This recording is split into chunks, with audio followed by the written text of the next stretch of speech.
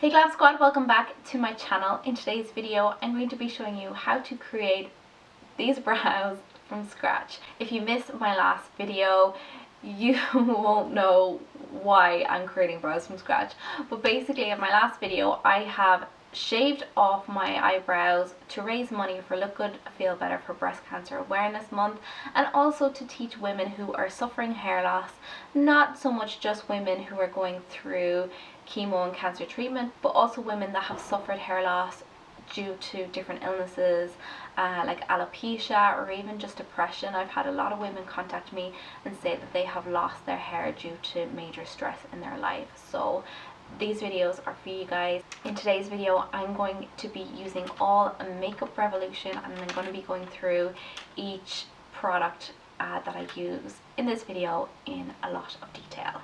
I really hope you enjoy it. If you want to donate to this amazing cause, the link is in the description box. So if you want to learn how to create eyebrows from absolute scratch, then just keep watching. So the first thing you want to do is to map out your brow. If you're brave enough to sketch your freehand, absolutely do, but I find this is the easiest way to do it. You want to take something straight and flat. I use a business card. You can use absolutely anything that's straight and flat, a ruler, absolutely anything. You just want to start here from the dimple of your nose straight up. This is where your brow should begin for your face shape. You'll probably see me do this in a couple of different videos. So we're just going to make a little marking here just slightly above the brow. Okay. And then we're going to go from the corner of the nose to the corner of the eye. This is where the brow should end. This is just the basic mapping. I mean, everyone likes their brow slightly different. This should be the length of your brow. Some people like a shorter tail, but this is like the basic way to map your brows, if that makes sense. And then we're going to go from the corner of the nose straight through the pupil of the eye, the highest point of the brow, and that's where your brow should naturally arch. Okay, they're probably like way off.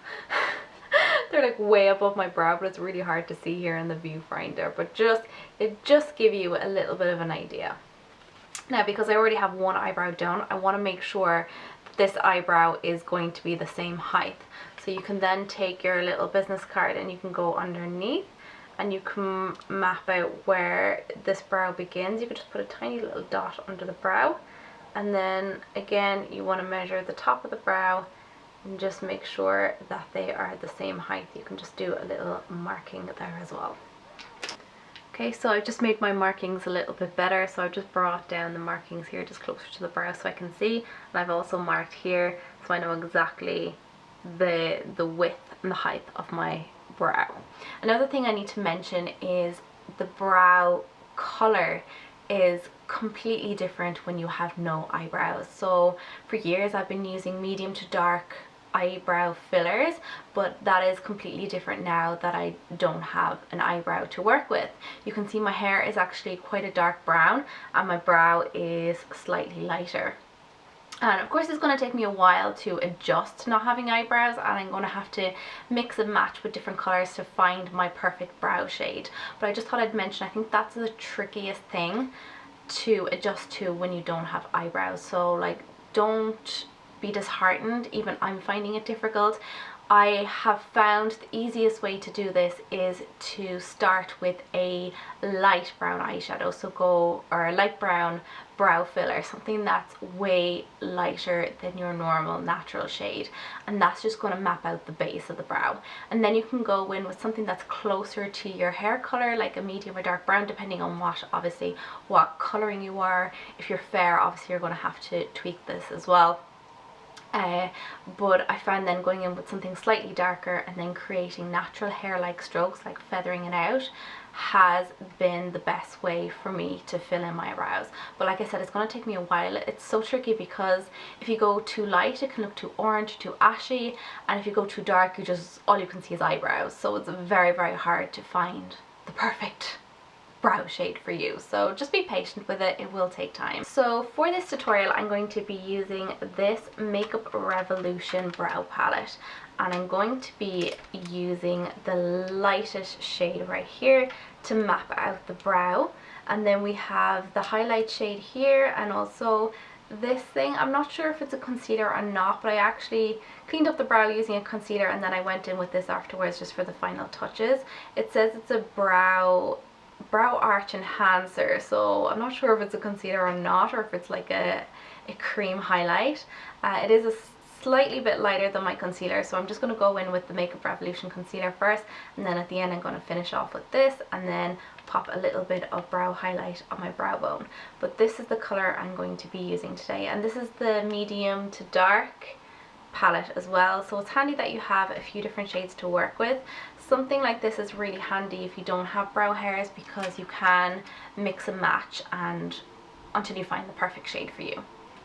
Once I have my brows mapped out, I'm then going to go in with a pencil. This is the Makeup Revolution microblading pencil, and this is the medium to dark. I also have the next shade up, which is the ebony, I believe, and I'm going to create the hair-like strokes with this, and then I slightly kind of go back with this and just kind of fill out any gaps just so it looks more realistic, because if your powder is too close of a color to your pencil, it's going to be hard for your hair-like strokes to stand out. So I've just been mixing these two together to make it look a little bit more realistic. So I'm just going to start underneath the brow, and I'm going to start carving out the shape of the brow.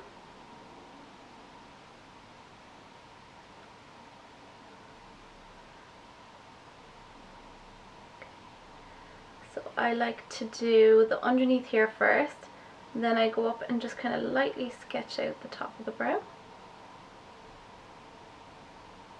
And don't worry about this too much, it doesn't have to be perfect, because you can go back in with a concealer afterwards and correct it. Now I find doing the top first easier, I don't know why. So I'm just going to bring it up to the arch and then slowly bring it down. Once I kind of have the top, I kind of know where I can finish off the tail of the brow, so I'm just going to kind of go at an angle like that and just to meet them. So be just slightly longer to meet the measurements. So you can see I'm using these, so don't worry too much about the front. I'm not going to go right in because I want the front to be more natural, create hair-like strokes, so I'm not going to go right in here. In fact, I'm actually going to knock away some of the pencil here. Now I'm going to go in, I'm using the same colour, and I'm just literally flicking the colour upwards and just filling in the brow. So I just want this to be nice and light. I found the lighter you go, the more natural the brow will be. It's just literally to give you a guide, give you something to work with, and ensure that you have no gaps when you're creating your hair-like strokes.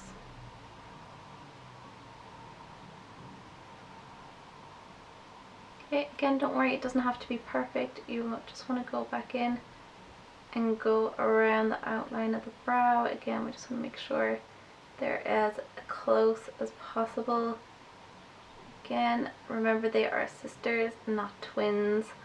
So once you kind of have them somewhat looking similar, then you're doing a really good job. So now I'm going to go in with the dark pencil, and I like to start here at the front and do my hair-like strokes. So we're just going to start flicking upwards very softly, very lightly. The lighter you go, the more natural it will look. Okay.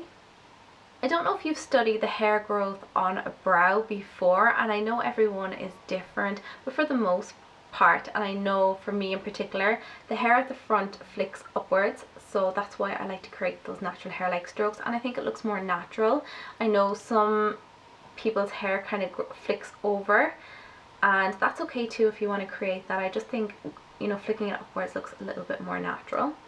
And then as you get to about here, the hairs just start growing. They grow up from the end and kind of flick over in the middle, and then the top, the hairs kind of grow down till they get to the arch.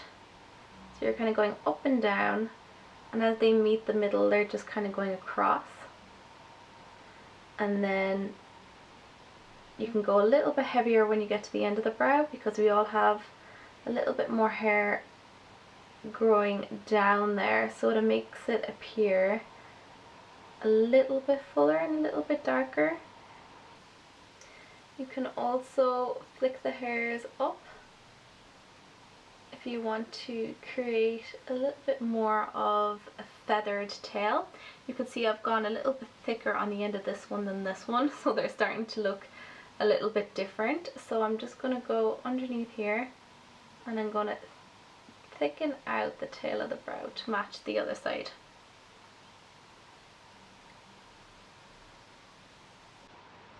And I'm just going to go back and just kind of go over